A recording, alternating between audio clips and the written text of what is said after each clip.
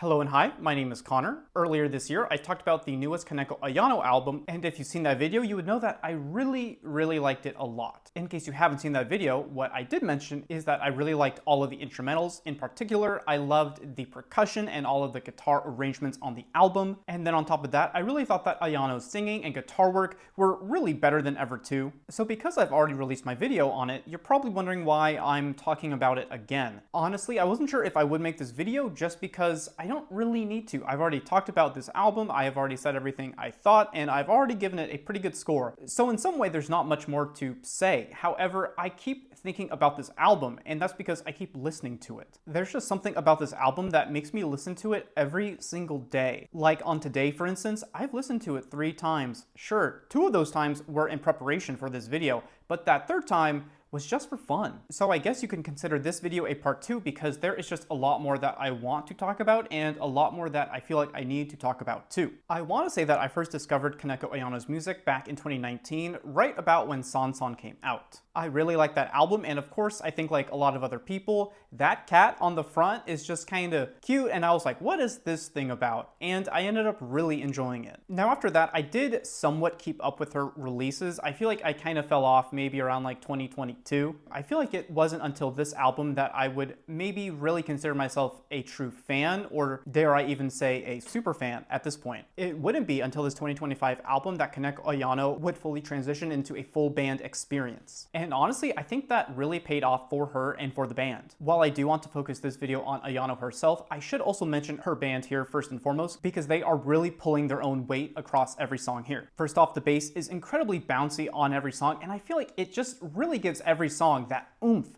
that it factor that I think really helps fill out the arrangements in every way. There is also something really special about the guitar work on this album too, I think. Like for instance, the guitar intro on the song Me and the Sunset is just anxiety inducing, and it just makes me feel like no other song has literally ever made me feel. Now I would like to mention the percussion.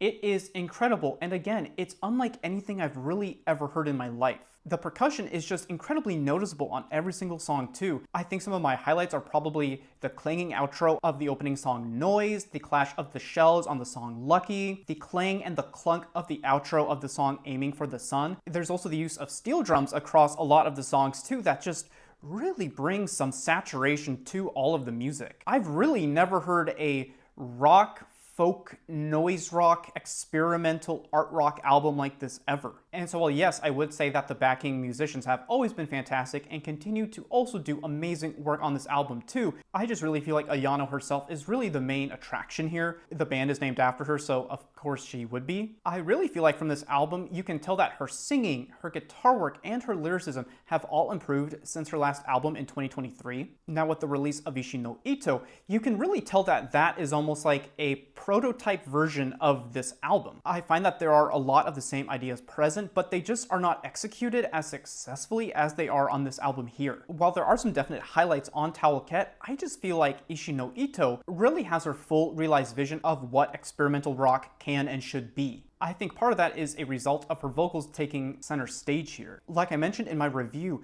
I just think that Ayano sounds absolutely transformed here. She still sounds like she always has, yet she also sounds like she's gone through some kind of metamorphosis. And I feel like the most notable example of this is probably through her vocals. I find that her voice really commands the space of every single song in a way that is unlike anything she's made prior, which I would also say is especially impressive given that all of the other musicians and their instruments are also really sounding more powerful than ever too. And of course her lyrics have the same effect as well. While yes, the lyrics are presented mainly as musings about her life and the world around her, I do also think that the impetus for what conjured up these ideas in her mind is incredibly fascinating as well, and I would love to learn more about that. There is a very heavy emphasis on sunlight and also light in general on pretty much every single song on this album. I feel that with this theme, she is trying to express almost that her life as a solo artist has ended, and her new one has just started with this whole theme of a sunrise. And like I said, this is shown across many songs on this album. Some of the songs literally have the word sun in them.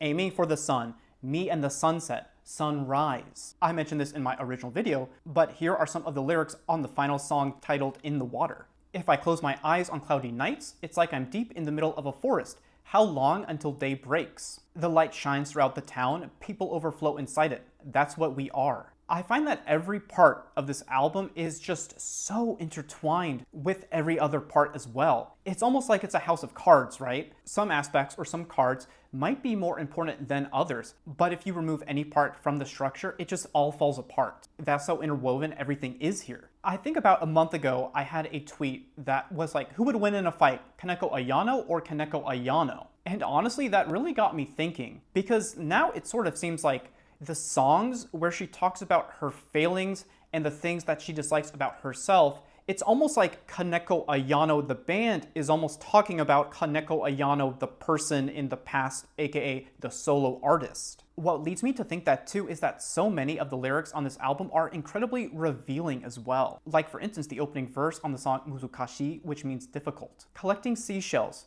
healing old memories, practicing facial expressions, practicing speaking. I've become an adult, but I still worry about things of the past. But these things aren't simple. I'm unable to soften up. This of course also plays into some of the lyrics from the subsequent songs as well, like on the song A Stone and a Butterfly. I've been as unfriendly as ever, I've been terrible at explaining it. I've been as unfriendly as ever, I've let the seasons pass me by. I've been as unfriendly as ever, I've been terrible at giving good answers. I've been as friendly as ever, I've been as unfriendly as ever. And then this next verse, I think she is talking directly to herself, and in this case, that would be the solo artist Kanekoayano. I hate it.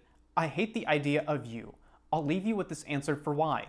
You fly like a butterfly on top of flower petals, dancing, dancing. I feel like through this verse, she is talking about how she hates how lackadaisical and also maybe absent-minded she used to be in the past. Where I guess maybe she wasn't taking things as seriously as she should have, and now she really regrets that, to the point where she's even willing to say that publicly. And then again on the song In the Water, she sings the following. I'm scared of how I've been living, kindness that's only ever been spoiled. I hate that kind of unfair heart. I really feel like she is just epitomizing how she has like thought about other people, maybe not necessarily treated them to their faces, but just kind of thought about them in her head, and also how she's held them in her heart. And I just think that is so sad and, like I keep saying, revealing, and also just so hard to admit on the public stage in front of your fans and people who care about you, and maybe even the exact people that she's talking about in those songs. I think ultimately this is an album about someone that wants to be better. While I think, yes, Kanekoayano wants to start fresh, I think she also knows that whatever comes next needs to be built on the foundation of what was. This album is really fantastic. It really sounds amazing. I love the lyricism. I love the interplay between all of the musicians. I love her singing. But honestly, this album is incredibly miserable too. Not so much for us as the listener, I guess maybe a little, just because we can very easily empathize with Ayano, I think. But it just seems like such a slog to have to write and to record for hours and hours and hours, and just having to come face to face with this reality that Ayano has day after day after day while making this album. I've probably listened to this album, no joke, like 50 times since it came out in April, and it's now August, okay? And I mention that because I still feel like I get something new out of it every single time I listen to it. And honestly, I don't really see that stopping anytime soon. So yeah, in summary, I think this is a really special album. I think it is a real hallmark album for Kanekoayano and her career, and also I think the Japanese rock industry as a whole even. And I guess finally, if you have heard this album, let me know what you thought. And if you haven't heard it, I really think you should. I really think this deserves your time this year. Even if you don't watch any other video of mine where I talk about music, or if you don't listen to any other Japanese album, I really think you should give this one a shot, because there is just so much to mull over and think over and digest and absorb, and just every other verb I can think of, I think you can do with this album. And it's for that reason that I just can't stop listening to this album. Yeah, I think that's all I really have left to say at the moment. Like I said, I will keep listening to this and thinking about it, and I think I won't talk about it again until we get to my favorite albums of the year video that I'll be making, of course, at the end of this year. But I mean, hey, maybe not. Maybe I will come up with something. Maybe there will be something that clicks. And I really think that Kanekoayano is really the songwriter to make that happen as well. I think I would do this for other albums so far this year too, because there's a lot I want to say about some other albums that I've absolutely loved this year too. So maybe watch out for those if I do make them. And yeah, thank you so much for watching, and I will see you when I see you. Bye.